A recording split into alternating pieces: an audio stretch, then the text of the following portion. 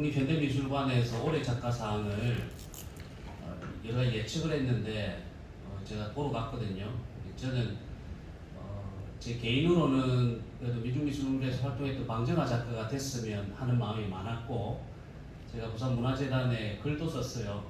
방정아 작가 인터뷰도 하고 굉장히 바랬는데, 실은 기획자로서는 제가 페이스북에 썼는데 최찬숙이 강력한 라이벌이다. 최찬숙이 되더라도 삐끼지 마라, 이렇게 제가 방정아 최찬숙이 됐습니다. 최찬숙 선생님 작품을 보고 굉장히 제가 감화를 받았어요. 뭐 한간에는 좀 심하다 뭐 이런 이야기도 있긴 한데, 저는 되게 감화를 받았고, 이야기 왜 하는가 하면 앞에 그 전성일 선배님 그리고 김종길 선배님, 특히 김종길 선생님은 앞에서 법문을 해버려서 제가 어떻게 수습을 해야 될지 저는 그래서 그 법문을 큰 스님이 하셨으면 절에서 불대고 하는 불목하니의 입장에서 제 이야기를 하겠습니다. 전수일 선생님이 작가로서 입장을 주로 이야기를 하셨고, 김종길 선생님은 무명을 바탕으로 한 미학자의 입장에서 큰 그림을 이야기를 하셨고요. 저는 기획자 이야기를 하는 게 맞는 것 같기도 하고요. 제 능력에 맞는 것 같습니다. 그리고 오늘 저 앞에 선배님들 두 분 만나서 왔는데 광주의 갤러리 안내를 제가 하고 있더라고요. 역시 올미술제에 제가 부산에 민미협이 없는 부산민예총 시각예술위원회 작가들을 추동을 하고, 제가 울산민미협의 또 회원이에요. 울산민미협 작가들도 연결을 하고, 역시 저는 시골 큐레이터로서 연대의 아이콘으로서 열심히 하고 있구나. 이 작업이 어떻게 5월 미술에 기여할 건가, 5월 미술이 시골 큐레이터인 신용철과 어떤 관계를 맺는가, 이런 걸 중심으로 이야기를 하는 게 제 깜냥에 맞는 듯해서 그런 이야기를 해야 될 것 같습니다. 지금 이왕 준비한 거. 네, 첫 페이지. 아까 그 김종일 선생님 발표 중에 우물 이야기를 하셨는데, 아까 언급됐던 학자주의 김열규라는 선생님이 있는데, 그 선생님의 제가 마지막 제자이거든요. 신학, 한국을 대표하는 신학자 중에 한 분인데, 거의 이제 돌아가신 지 10년이 다 돼가는데, 연구실에 가니까 첫 마디가 우물 이야기를 하셨어요. 세상이 이어지구나. 우물을 깊게 파려면 넓게 파라, 이렇게 이야기를 하시더라고요. 그래서 연구실에서 제가 민속학 공부를 하러 들어갔는데, 뭐 신화학, 인류학, 뭐 미학 오만 공부를 거기서 굉장히 넓게만 파고 지금 깊이는 못 들어가고 있는 상태입니다. 근데 부디를 팔려면은, 경상도 말로 부디를 팔려면 몸이 깊게 팔려면 나중에 몸이 들어가야 되잖아요. 그럼 넓게 팔 수밖에 없어서 그 말씀 하신 것 같은데, 또 우물 이야기를 들으니 반갑기도 하고요. 여러 가지 이제 앞에 강연을 여러 가지 들으면서 아까 솟구치는 이야기 할 때는, 지금 얼마 전에 그 표절 문제가 됐었던 김병택 선배님의 그 작품, 민주광장에서 솟구치는 불로 형상화되어 있는, 민주관에서 저랑 전시했습니다. 예, 그래서 그 작품도 생각이 나고 여러 가지 영감을 주는 발표였던 것 같습니다. 그래서 여러 가지 생각 중에서 제가 그 김종일 선배님하고 짜고 친 건 아니지만 굉장히 뭐라 그러나 좀 생각이 붙어 있는 듯한 내용들이 좀 있을 수 있는데, 그건 절대 짠 게 아니고요. 저는 굉장히 그 부산에서 외롭게 작업을 해왔거든요. 별 교류 없이 부산민미협의 최고 어린 나이로 있다가, 원래 베이스는 문화 미술학 이쪽 베이스에 있다가 나중에 부산민미협에서 활동을 하게 됐고, 굉장히 외롭게 그 민미협 계열 선배들, 특히 이제 비평하는 선배들하고는 별로 이렇게 교류도 없었을 뿐더러 별로 서로 관심이 없는 이랬는데, 나중에 이제 여러 가지 계기로 김종일 선생님도 만나게 되고 하면서 내가 외로운 게 아니었구나라는 느끼게 됐고, 짠 건 아니고 각자 자기 곳에서 각자 일을 하고 있었는데 뭔가 우물이 이어지듯이 이어져 있었지 않는가라는 생각이 좀 드는, 그래서 오늘 두 분 선생님하고 저는 같은 자리에서 발표를 하게 된 것만으로도 영광이고, 저도 대단히 부담스러웠거든요. 왜냐하면 5월 미술과 상상력을 이야기하는데 5월 미술 당사자들한테 제가 이런 이야기를 하는 것이 과연 마땅한 건가 하는 이런 생각이 좀 들었고요. 제가 지금 미래 세대까지는 아니지만 민미협의 막내인데, 지금 부산민미협이 해체되기 전까지 저 밑에 2살 어린 후배가 있었는데 그런 이야기 할 수 있었는지 모르겠지만 어차피 하는 일이 그러하니 이야기를 해보도록 하겠습니다. 저는 오늘 이런 순서로 좀 이야기를 할 텐데요. 되도록이면 저는 한국말을 살려서 글을 좀 쓰려고 하고 있습니다. 그래서 한간에는 글이 좀 이해가 어렵다는 사람들도 있긴 한데요. 깊이 들여다보면 제 글도 보입니다. 네. 그다음 제가 그 초구에 출렁, 일렁, 꿈틀거리는 민중미술자고 말을 했는데요. 이것은 아시는 분 아실 텐데 그 프랑스 역사학의 아나르파라는 학파가 있습니다. 그래서 거기에 베르난 브로델이라는 학자가 그 지중해라는 책에서 필립 2세 시대의 역사를 이야기하면서 역사가 굉장히 단순한 것이 아니라라는 것을 바다의 비유를 통해서 이야기를 합니다. 그래서 사건을 출렁거린 파도에 비유를 했고요. 사건 밑에 도사리고 있는 물풀이 흔들리고 있는 것 같은 그 중간 바다의 역사의 어떤 그 흐름이 있고 그 밑에는 혁명이 일어나야 바뀔 수밖에 없는 심해의 어떤 역사. 그러니까 3단계의 역사가 이렇게 서로 막 섞이면서 역사가 이루어지고 있다. 역사를 교체와 단절로 볼 것이 아니고 지속과 전환으로 봐야 되지 않는가라는 그 옛날에 책을 썼었는데 제가 그때 석사 시절에 그 책을 안 되는 영어를 가지고 열심히 보면서 굉장히 감화를 받았고 지금 다 번역이 돼 있더라고요. 그래서 그 생각을 제가 화두처럼 갖고 있다가 민중미술을 바라보는데 우리는 굉장히 그 오해 속에서 민중미술을 미술계가 바라봤고 우리 스스로도 민중미술을 굉장히 협소하게 생각하고 있는 것이 아닌가라는 생각이 들어서요. 민중미술 자체도 어떤 저는 좀 비유적으로 좀 이해를 했으면 좋지 않을까. 민중미술을 어떤 사조나 어떤 뭐 행위나 이런 것을 볼 것이 아니라 어느 하나의 태도로 바라본다면 민중미술의 역사도 굉장히 다층적으로 볼 수가 있겠고 더 외연도 확장이 될 것이고 그런 속에서 민중미술이 어떤 방향으로 가야 할지도 가늠이 되지 않을까라고 해서 제가 저렇게 한번 비유를 만들어 봤죠. 출렁이는 파도의 출렁거림과 그 중간 바다에는 주로 물풀들이 살고 있는 중간 바다에서는 일렁거리는다는 말을 쓸 수 있겠죠. 그 밑에 가장 밑에 바다는 꿈틀거리고 좀 더 속도가 늦지만 꿈틀거리는 바다. 이렇게 비유를 해봤습니다. 지금 제가 계속 갖고 있는 화두고요. 저는 이제 제 안에서도 저라는 사람의 개체가 발생하는 것은 실은 굉장히 많은 그 어떤 계통 발생을 반복하는 것이 아닌가라는 생각이 들었고요.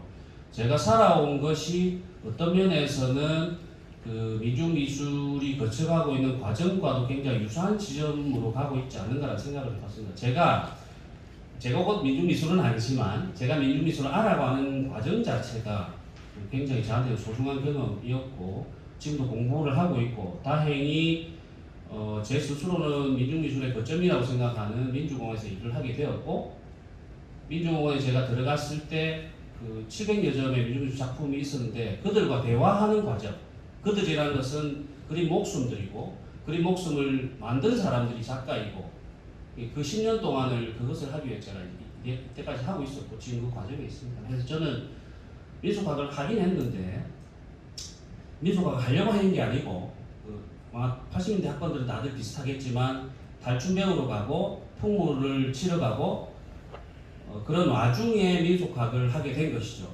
딴따라를 먼저 했고 딴따라를 하는 과정에 김열규 선생님을 만났고 그러면서 이제 눈이 이렇게 좀 열리는 계기가 됐습니다. 아까 전세일 선생님은 그 신혼여행을 광주로 오셨는데 저는 신혼여행을 해남으로 갔거든요. 해남 유양사 밑에 가서 그 혼례를 새로 했어요. 거기서 하고 그러니까 뭔가 인연이 있는 거죠. 저는 민속과 관련해서 거기 갔었고 유양사의 여러 스님들하고 그때 좀 알게 되고 뭐 하여튼 그런 과정들이 있습니다. 금강 스님을 거기서 만났고 뭐 여러 그런 과정들이 있습니다. 그래서 민속학을 그렇게 시작을 하게 되었고 그 과정 그 결혼을 하고 그런 와중에 부산 민미협을 들게 되었는데 그 계기는 그 부산 6월 항쟁의 그 아주 그 부산의 6월 항쟁의 거점이었다고 할 수 있는 부산 가톨릭 센터에서 모 작가의 전시가 열렸는데 그 사회를 보면서 미술계 입문을 했습니다. 제가 사회자 출신입니다. 민수기 사회자 출신으로 사회주의. 민수기 인물을 하게 됐다는 거. 사회자 중요합니다.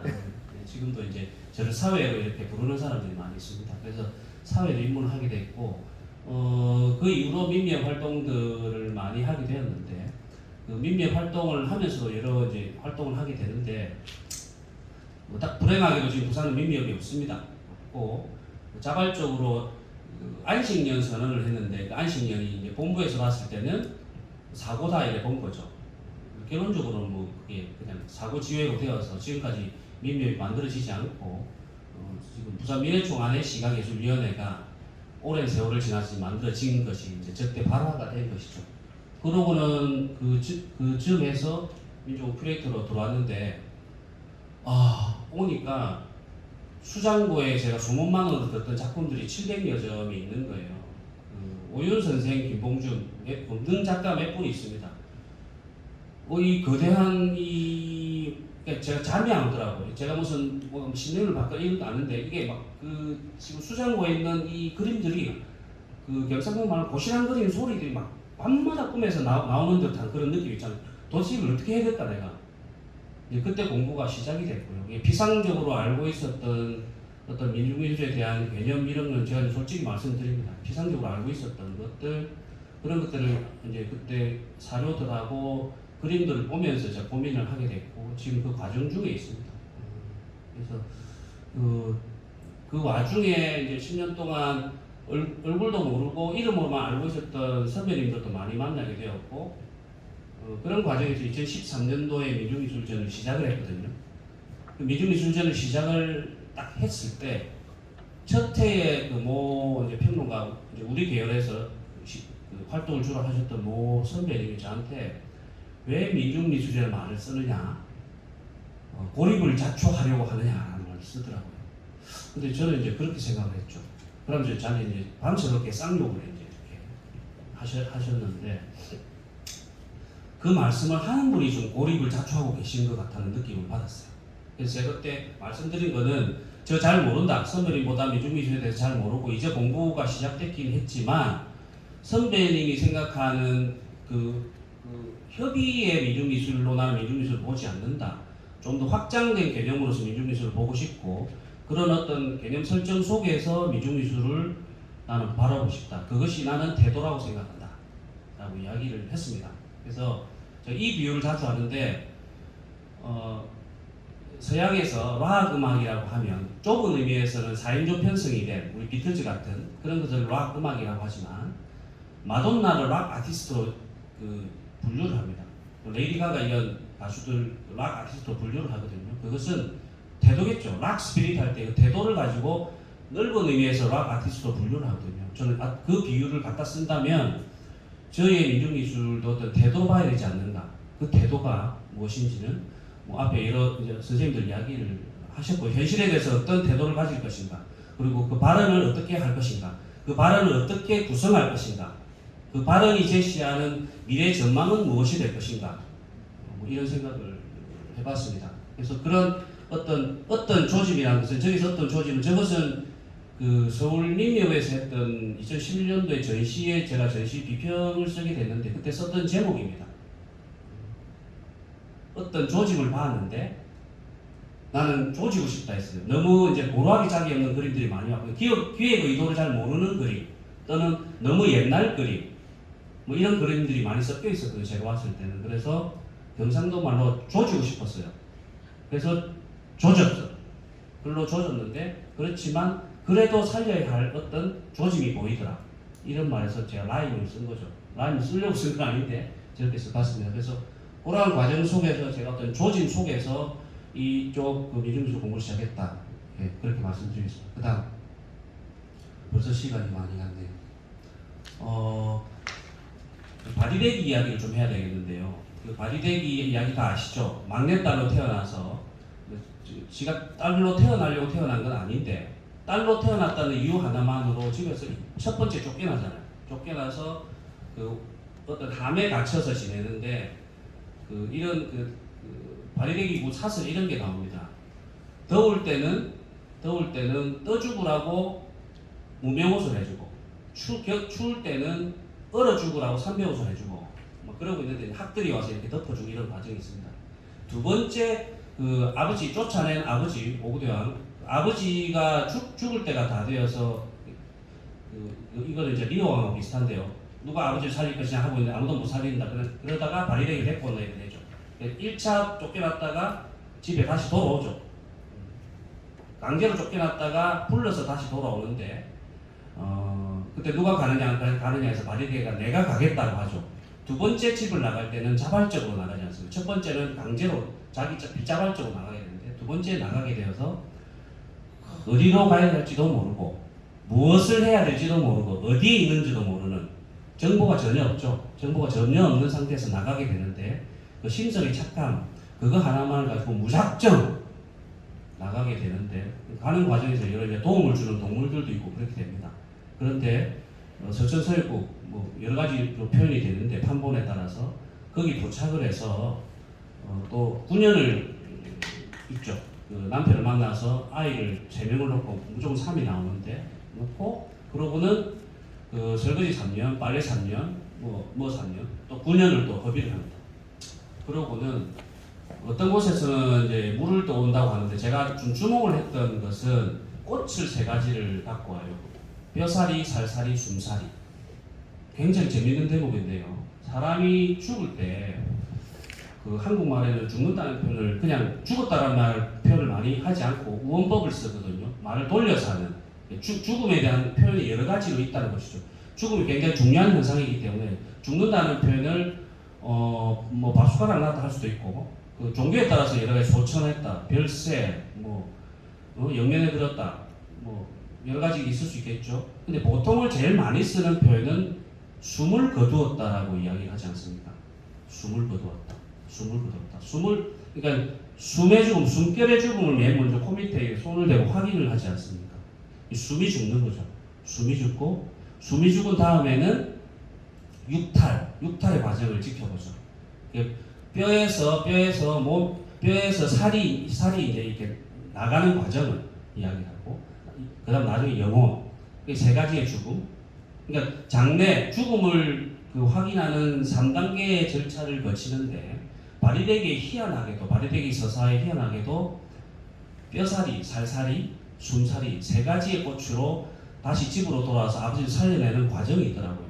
굉장히 재밌는 생각을 해봤습니다. 저는 바리대기 서사를 보면서 그 한국의 민중미술이 도모했던 기획이 이런 것이라고 생각을 해봤습니다. 그 봉건제 해체기 이후에 우리가 그 근대가 이식되면서 그 굉장히 중요한 씨앗들, 봉건제 해체기의 씨앗들, 예술적 씨앗들이 있는데 이건 아까 김종일 선생님이 말씀하셨던 조동일 선생님 책에 굉장히 상세하게 묘사가 되어 있습니다. 봉건제 해체기에 우리가 우리 스스로 살리고 있어. 이미 우리가 이제 근대적 그 문해의 방식으로 살릴 수 있을 법한 씨앗들이 너무나 많았는데 이시적 근대화 속에서 우리 스스로 놓쳐버린 것들, 스스로가 아니죠. 강제적으로 놓칠 수밖에 없었던 것들에 대한 것들이 있는데 민중미술의 기획은 현실동인 제1선언에서부터 굉장히 큰 그림으로 마련이 되었던 것이다. 그래서 민중미술은 한국 미술을 살리는 저는 바리대기의 뼈살이 살살이 숨살이 꽃으로 저는 그렇게 좀 바라보고 싶고 어떤 그런 문학적 어떤 상상 속에서 저는 민중미술사를 바라보고 있습니다. 그래서 거기 어떤 것들이 있는데 가면 앞에는 말씀드렸고요. 그 새롭지만 오래된 매체의 복음과 활용. 뭐 어쨌든 민중미술 했던 그 현실동인 제1선언에도 이야기를 많이 했지만 걸개, 판화, 벽그림, 탈 이런 것들은 실은 예전부터 있었지만 민중미술이 다시 호명해서 불러낸 것이죠. 양식을 불러내고 정신을 불러내고 한 것이겠죠. 다 이제 민중미술 1세대들이 했던 업적들입니다.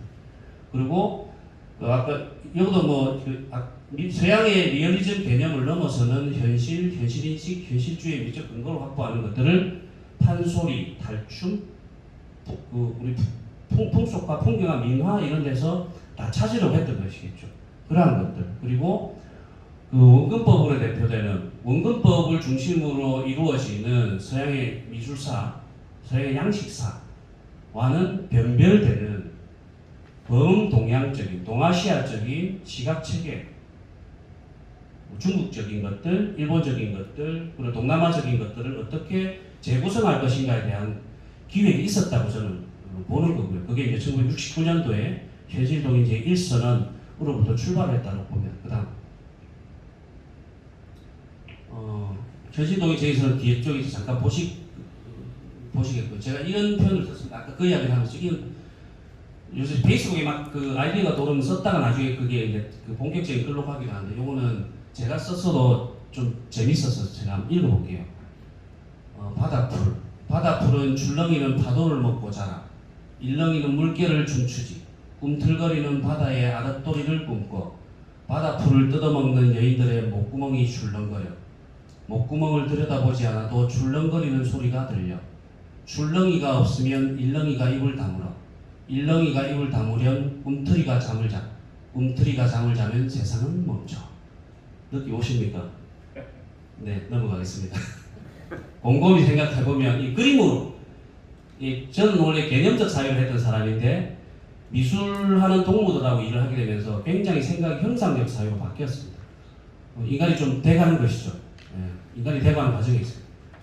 그래서 저는 이렇게 봤습니다. 미주기술의 기획은 저런 그 출렁일렁 꿈틀거리는 어떤 구조 속에서 마음을 먹어야 되죠. 마음을 먹는 것입니다. 태도를 갖추는 거죠. 마음을 먹고 몸을 갖추어서 부르는 미술, 부르는 거죠. 미래를 불러오고 과거와 미래를 과거를 불러서 미래를 같이 부르는,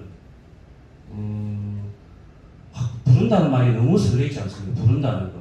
노래도 부르고 사람 이름도 부르고 부른다는 것이 저는 굉장히 지금 설레는, 지금 말을 하고 있는데 굉장히 설레고 있습니다. 그래서 저는 저렇게 개념화했습니다. 마음을 먹고 몸을 갖추고 부르는 미술, 이 민중미술 저는 개념화를 하고 저도 뭔가 준비 중에 있습니다. 네, 그 다음 잠깐 한 분만 더 올라갈게요. 그런 과정에 아까 앞으로 그 현실동인 제1선언이 1969년에 어떤 글로서, 태도로서는 굉장히 큰 그림을 만들었고, 그 이후에 아까 말씀드린 광자역, 현발, 임술련, 두릉, 서울미술공동체 이런 여러 활동들이 아직 연구돼야 될 것들이 많이 있습니다. 이제 이 시작이라고 생각하고요. 각자의 변별되어 있는 지점에서 그것들 굉장히 구조화하는 작업들이 이제 좀 해봐야 될 시기가 왔지 않은가 생각이 듭니다. 그 다음 69년도는 굉장히 중요한 해입니다. 우리로서는 현실동인 제1선언이 있어서 굉장히 뿌듯한 해이긴 하지만 희한하게도 서양 문해사 전체를 흔드는, 물론 음악적 현상이지만 서양의 문해사를 뒤흔드는 대중문화, 대중예술이 예술사의 전면에 등장하는 결정적 계기를 마련하는 해입니다. 69년도 우드스탁 페스티벌. 이건 제가 길게 이야기할 수 없어서 우드스탁 페스티벌 찾아보시면 세계사적으로는 1969년이 굉장히 중요한 문화적으로 한 해가 아닌가라는 생각을 해보고 좀 더 사례를 좀 찾아볼 생각으로 있습니다. 네. 잠깐 한번 저기서 중요한 말은 앞으로 조금만 더 나가주세요. 이 말이 저는 굉장히 중요하게 와닿습니다. 그게 이제 출연을 했던 더 후라는 굉장히 과격한 밴드에서 기타 막 깨 부수고 하는 그 마이 제네레이션이라는 곡에서 나는 소망한다, 늙기 전에 죽겠다 라고 했거든요. 근데 이 할매들이 아직 살아있어요. 근데 이 말은 저는 이렇게 이야기했어요. 물리적으로 나이가 들지만 나의 정신은 늙지 않겠다. 내 정신이 죽으면 나는 죽는다. 저는 이게 민중미술의 태도라고 바라보고요. 항상 젊고 새로운 문제 제기를 하고 새로운 어떤 의제를 제기하고 새로운 발언을 하고 새롭게 현실을 보고, 저는 이렇게 말하는 그 말을 낯설고 날서게, 항상 낯설게 보고 날서게 말을 해야 된다라고 이제 이해를 했고, 저것을 더 후라는 밴드의 저 가사에서 제가 유출을 좀 했습니다. 그 다음요. 현실동인 제1선언은 앞에 말씀을 다 드렸고요. 세계 미학으로서 민족 미학이 드디어 발돋움하는 첫 걸음이라고 생각합니다. 중요한 예술의 현실의 반영이다. 그 다음 형식주의 자연적 오류 문제 제기했고요. 쭉쭉 넘어가시면 됩니다. 현실이란 말을 리얼리즘 이런 말을 쓰지 않고 현실의식, 현실주의 이런 말을 전면에 내세우게 됩니다. 그 다음 세역학, 그 다음 갈등, 전형성, 동시성, 공간의 동시 축약, 막 탈춤, 판소리, 막 그림하고 이걸 왔다 갔다 하면서 여러 가지 이제 개념들 저때 이미 만들고 연속성과 차단, 속격, 브레이트가 이야기했던 그런 것들도 한국 문예화하는 여러 작업 속에서 있었습니다. 예, 전통을 어떻게 볼 것인가. 그다음, 예, 광자엽. 광자엽 아까 광자엽 현발 이런 것들은 춤추는 현실 말하는 미술이란 개념들이 여기서 출발했다고 생각을 합니다. 그다음, 예, 그다음, 두렁은 여러 가지 어떤 양식적인 토대를 구축하는데 아주 혁혁한 기여를 하셨죠. 거기에 이제 김봉준이라는 분이 계시고 아까 말씀하신 두렁의 반개 조직들이 어마어마한 반개 조직들이 이렇게 씨앗을 뿌리는 단계에 있습니다. 예, 그다음 자, 저는 민중미술 또한 치유된 치유자라고 생각을 합니다. 무당을 보통 치유된 치유자라고 이야기를 하거든요. 아시겠지만 전라도 와서 굿 이야기 하는 건 정말로 제가 좀 감당이 안 될 것 같긴 합니다만 저도 나름 굿을 많이 연구한 사람으로서 먼저 아파본 사람이죠. 먼저 아파봤기 때문에 넘을 치유를 할 수 있는 것이죠. 남보다 너무나 낮아봤기 때문에 어떤 때에는 솟구쳐서 남보다 훨씬 위에서 하늘하고 이렇게 만날 수 있는 사람인 것이죠. 그래서 저는 민중미술이 아주 치유되지 그러니까 먼저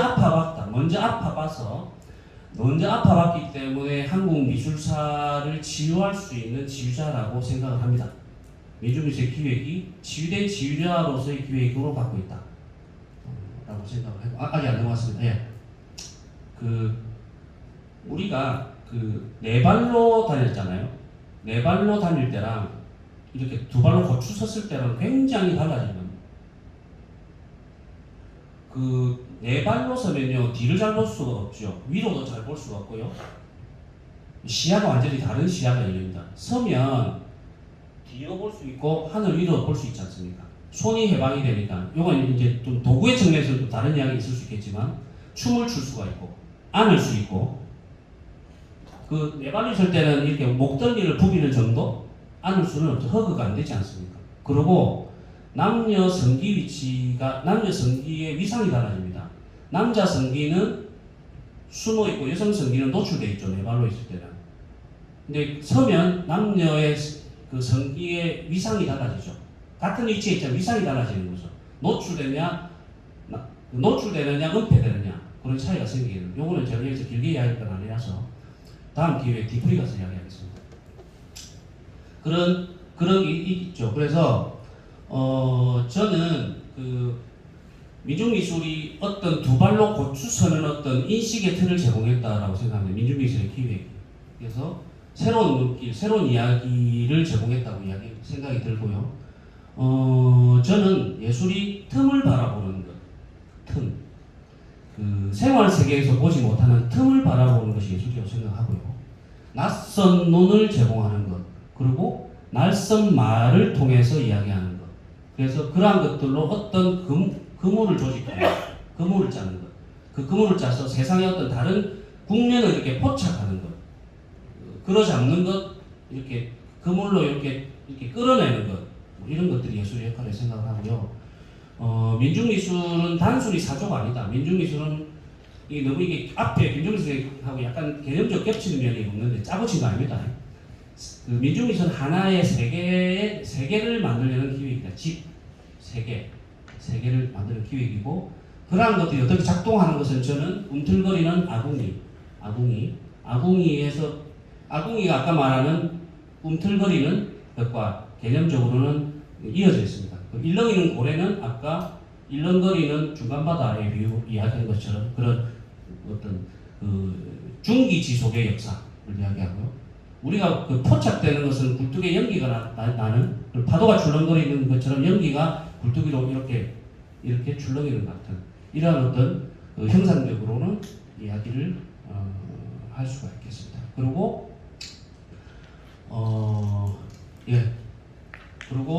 민중미술이 했던 것은 동떨어져 있는 엘리트 예술로 머물러 있던 그리고 예술 세계 우리 순수 미술 이런 말을 저는 정말 싫어하고 좀 안 썼으면 좋겠는데요. 그런 어떤 프레임 틀을 깬 것이 민중미술이라고 생각합니다. 예술 세계와 생활 세계를 연계를 지어서 그림 또한 그랬지만 시민미술학교 같은 걸 통해서 예술 세계와 생활 세계가 우리 풍물굿 할 때 등마직이라는 표현을 씁니다. 한쪽이 죽으면 죽어요. 서로가 등의 경쟁이기도 하고 상생이기도 하고 또 등을 맞대고 있으면서 서로에게 놀이이기도 하고 경쟁이기도 하고 이건 우리 민속이나 인류학에서 굉장히 많은 개념이죠. 등마직이라는 개념, 등마직이 등배직이 뭐 여러 말을 쓸 수가 있겠죠. 붙어 있는, 이어져 있으면서 상보적인 관계 이런 것들을 동부에는 굉장히 미학적으로 치밀한 그 어떤 기획이라고 저는 생각합니다. 예, 그다음. 그래서 그 뭐 여러 작가가 있고 저도 여러 작가를 이야기를 하고 싶지만 뭐 시간의 제한도 있고 해서 그 홍삼 선생의 옛날 작품은 제가 뭐 이야기를 안 해도 될 것 같고 요 근자 작품 중에서 좀 언급을 해야 될 작품들이 좀 있습니다.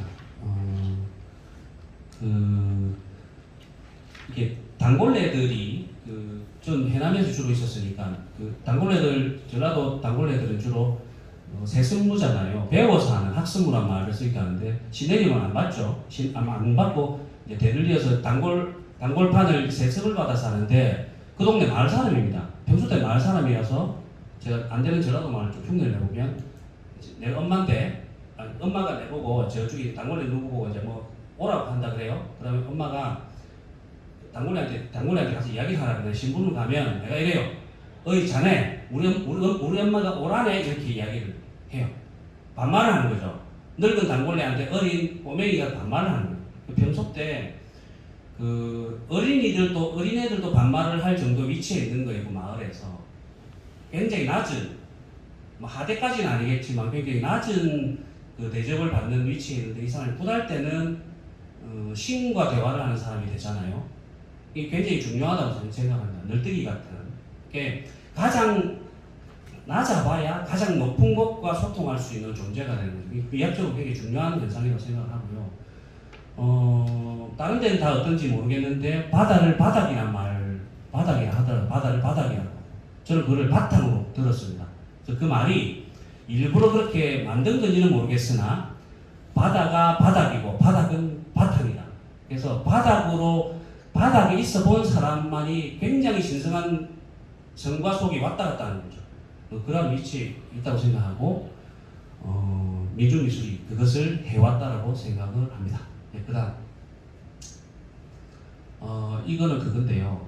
홍상 선생의 그 야스쿠니 그 일본에 의한 우리 그 위안부 소녀들 위안부 여인들에 대한 약탈을 했는데요. 제가 이것을 굉장히 우리 전시를 했었거든요. 민중원의 전시를 민중미술가 열전에서 홍상선생님 전시를 첫 회를 했는데 그 가해자의 시선으로 보는 정도가 아니고 가해자의 미학으로 보고 있더라고요. 가해자의 시선으로 보는 것이 쉽습니다. 근데 물론 가해자의 시선으로 보는 것도 쉽지는 않습니다. 너무나 고통스러운 피해자 입장에서는 가해자의 시선으로 보기도 힘들지만 근데 가해자의 미학으로 도달하기 힘든데 야스쿠니 이 연작에는 홍삼 선생님이 일본 미학의 핵심인 유현의 미학으로 이 그림을 그리고 있었어요. 저는 이제 그런 것 같아서 선생님한테 나중에 글을 쓰고 선생님이 그 글을 보고 맞다고 이야기를 하셨어요. 일본의 유현이란 말은 감이죠, 감. 어둡고 끔다는 게 아니라 깊은 어두움 같은 거죠. 일본 사람들이 갖고 있는 굉장히 현세적이면서도 깊은 우울 같은 거. 우리 아까 두발서기 이야기를 했는데 두 발로 서 있으면 직표면에 딛고 서 있는 이 면적이 발 두 개지 면적밖에 안 됩니다. 근데 네 발로 있으면 면적이 더 넓어지죠. 두 발로 서 있는데 일본은 좀 아시다시피 지표면이 흔들리는 나라잖아요. 굉장히 특이한 어떤 삶의 존재 양태를 갖고 있는. 끊임없이 선 밖으로 나오려고 하는 미야스키 하야오의 애니메이션에 수없이 등장하는 단역기의 이미지들 탈출하려고 하는 거죠. 일본 사람들이 갖고 있는 특이한 미학, 현세지향적이고 아싸리 하다는 가잖아요. 할복 힘이 떨어지면 뒤에서 목 쳐주잖아요. 그리고 벚꽃 확 환하게 졌다가 확 져버리는 일본 미학의 핵심을 유현이라고 보통 이야기하는데 그 유현의 미학으로 야스쿠니 연작을 묘사를 하고 있어서 그러니까 내한테 고통을 준 사람의 미학으로 바라볼 필요도 있지 않는가. 저거를 우리 돌파해야 되지 않는가 생각해봤습니다. 예, 그다음 뭐 잔혹하죠. 그 잔혹할 수밖에 없는 그들의 미학으로 한번 바라봤을 때 더 명징해지는 그러한 것들. 네. 예, 다음. 이것도 실은 굉장히 고통스러운. 자, 여기서 이제 물이 세 가지 물이 나오는데, 저는 이제 그게 홍성담이라는 사람의 세 가지 물이 이 그림에 집약되어야 생각합니다. 자, 같은 물인데요.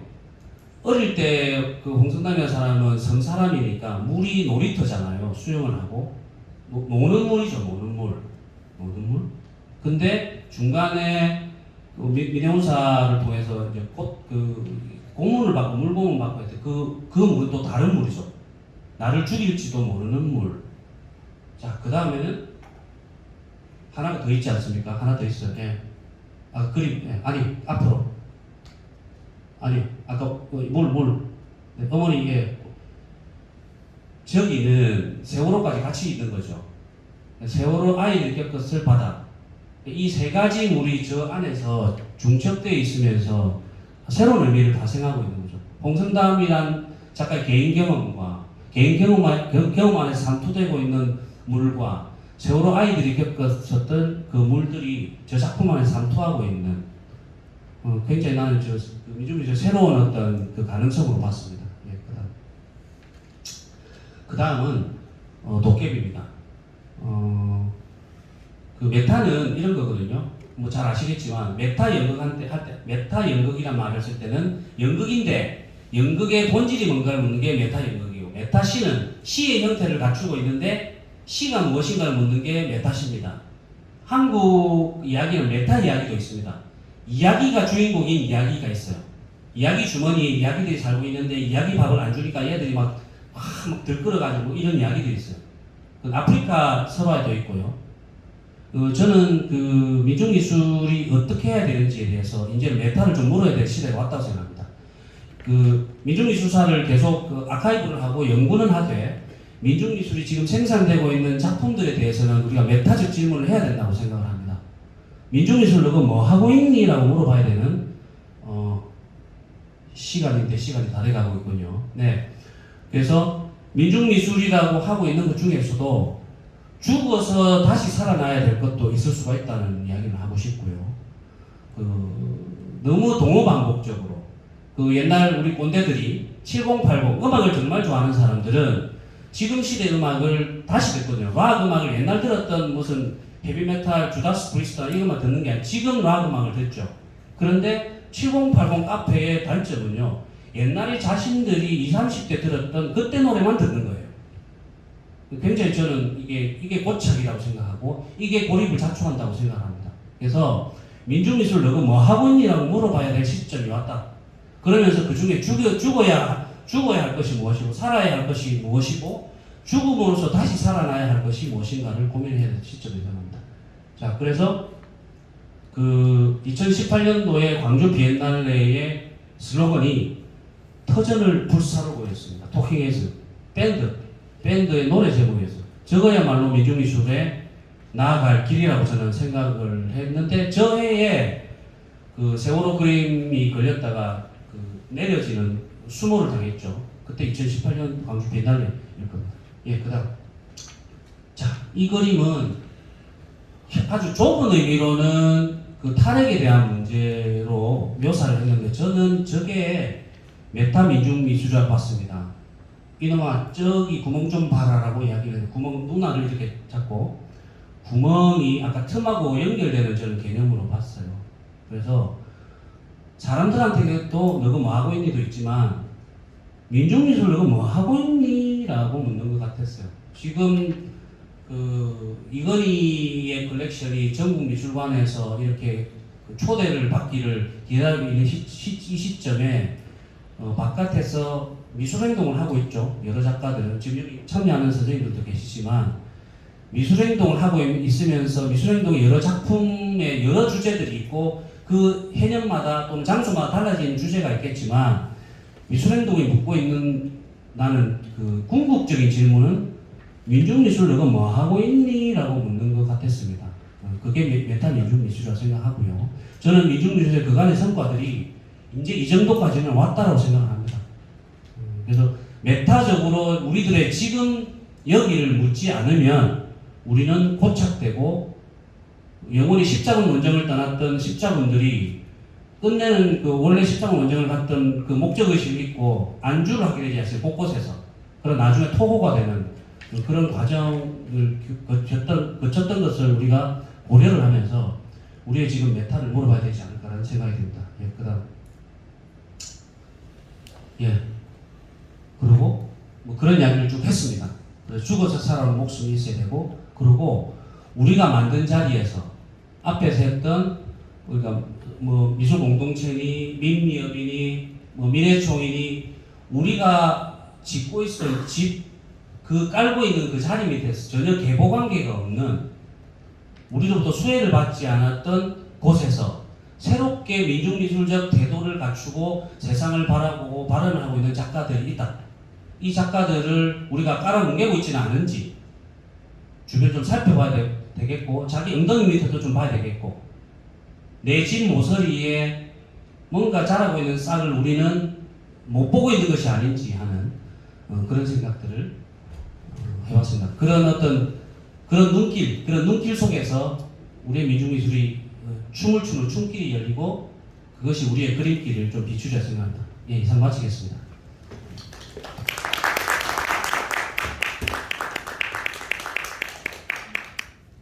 와서 자리해 주시고요.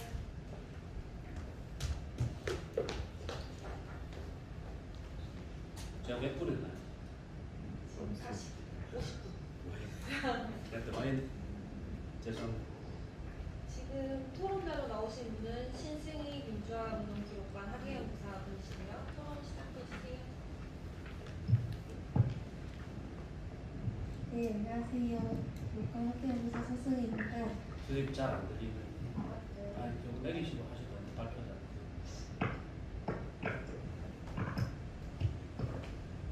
네, 실장님이 이제 발표하시기 초안에 피상적으로 이제 알고 있었던 민중미술의 개념이 이제 많이 변화했다라고 말씀해 주셨는데요. 저도 오늘 발표를 듣고 제가 이제 알고 있었던 민중미술의 개념이 이제 굉장히 이제 많이 무겁고 이렇게 돌아가게 될 것 같습니다. 오늘 발표 너무 잘 들었고요. 제가 이제 기록관의 학예연구사로 근무하면서 그동안 접했던 이제 광주 5월 광주를 표현한 다양한 민중 미술이 이제 방금 발표처럼 광주 시민들에게 치유자가 되었고 시킨 곳을 해주는 무당이 되었고 이제 가져온 목숨보시 꽃 세 가지 꽃처럼 이제 그런 역할을 하였다는 것을 발표문을 통해서 좀 잘 알게 되었습니다.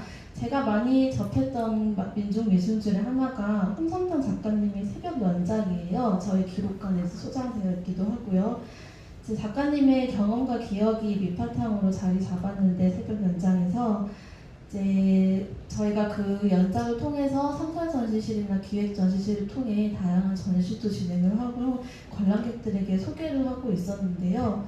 오늘 발표를 좀 듣다 보니까 저 이제 이런 새벽 연장을 포함한 5.18 민주화운동을 소개하고 있는 다양한 민중 미술들이 단순히 5.18 민주화운동 기록관의 소장품, 기록물이 아닌 민중미술의 한 메타가 될 수 있다는 것을 오늘 발표를 통해서 좀 알게 된 것 같은데요. 제가 드리고 싶은 질문은 이러한 민중미술들이 단순히 저희 기록관의 기록물이 아니라 민중미술의 어떠한 메타가 될 수 있는지 좀 질문드리고 싶습니다. 아까 글로 주셨을 때랑 직접 들으니까 느낌이 완전 다른데요. 그러니까 실은 같은 고민이거든요. 이게 다른 지역에 와서 공장 이야기를 하면 굉장히 공장에 이 이야기를 들으면 안 좋을 것 같지는 하지만 뭐 잘리게 하겠습니까? 이게 기록관이고 우리 기념관이지 않습니까? 민주항쟁기념관. 약간 그 기록을 하려는 사람 또는 기념을 하려는 사람과 저처럼 그걸 예술을 어떻게 가지고 하려는 사람의 입장 차이가 좀 항상 생기더라고요. 그래서 제가 그때 이야기를 해요.